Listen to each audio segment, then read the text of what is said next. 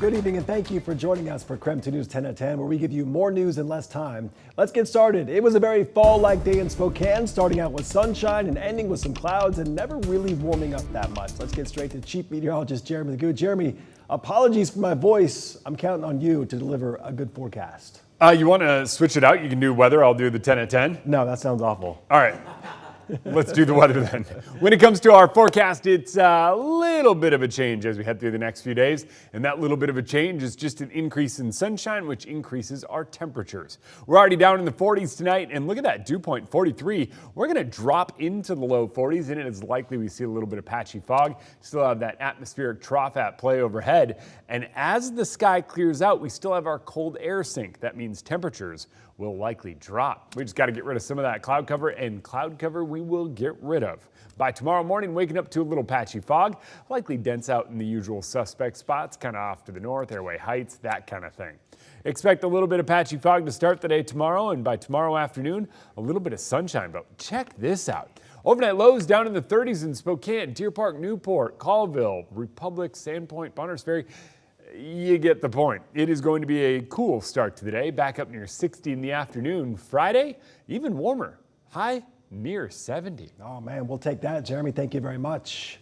Well, some tough words tonight from Israel's Prime Minister Benjamin Netanyahu. He said tonight every Hamas member is a dead man. The country's emergency government held its first meeting tonight as well. In Gaza, the death toll rose to more than 1,000 as Israeli airstrikes continue to pound the area, all in response to the horrific attacks by Hamas. Just hours ago, President Joe Biden met Jewish community leaders at the White House. Biden also urged the Israeli Prime Minister to follow the rules of war as Gaza's only power plant has run out of fuel and the area has not seen any new food or water. Loss of life here is tragic, but again, we must make sure that Hamas cannot launch massacres and slaughter civilians as they did this past weekend. It is just a reality with which we cannot live anymore. As a sign of solidarity, Secretary of State Antony Blinken flew to Israel. He is meeting with Netanyahu to discuss ways to bolster Israel's security. And just hours ago, Republican lawmakers selected Steve Scalise to be their nominee for Speaker of the House. Although he won the Republicans' vote, there's still a question of whether he has enough overall support in the House to be elected Speaker. After the announcement, Scalise told the public what his first order of business would be if elected. The first order of business under Speaker Steve Scalise is going to bring a strong resolution expressing support for Israel. We've got a very bipartisan bill, the McCall-Meeks resolution, ready to go right away to express our support for Israel. Aid to Israel wouldn't be the only major issue he'd face. The federal government runs out of money in just 37 days.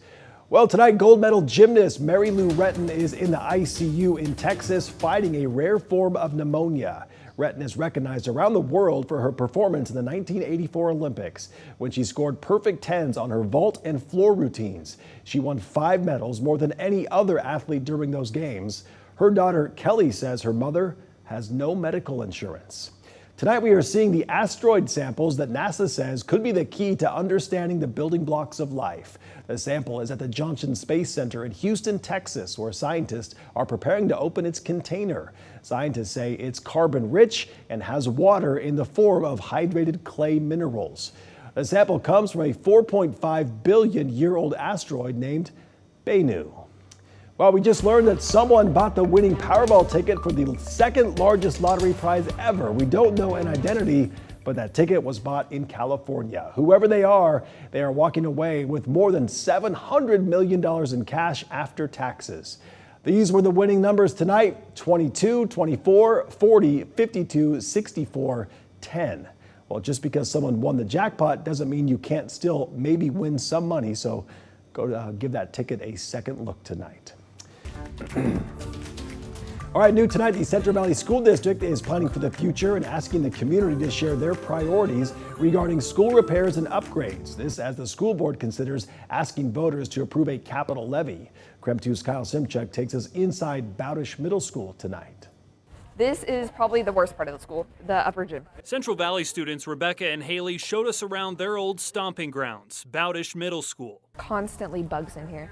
Always bugs or mice or anything. A building sometimes bullied by junior high students. There's a Crocs incident where students would throw Crocs at the ceiling and then ceiling tiles would collapse. Built in the late 50s, Bowdish was last renovated in the late 90s. It's one of several outdated schools in Central Valley. We are here to listen to you. The district wants to know what schools and projects should be prioritized as board members consider putting a capital levy on the February ballot. We want to hear from our parents, but we want to hear from our community too, because they are the taxpayers and they are what funds our schools in our area, which benefits our future workforce, our students. The levy could pay for safety upgrades, new HVAC systems. In the summer/spring, it's always warm in here, and then in the winter, it's freezing. Haley and Rebecca think schools like Bowdish could also use a new roof. You'll see buckets all over the classroom trying to collect this water. Older schools also have accessibility issues. It can be a challenge getting up these hallways in a wheelchair.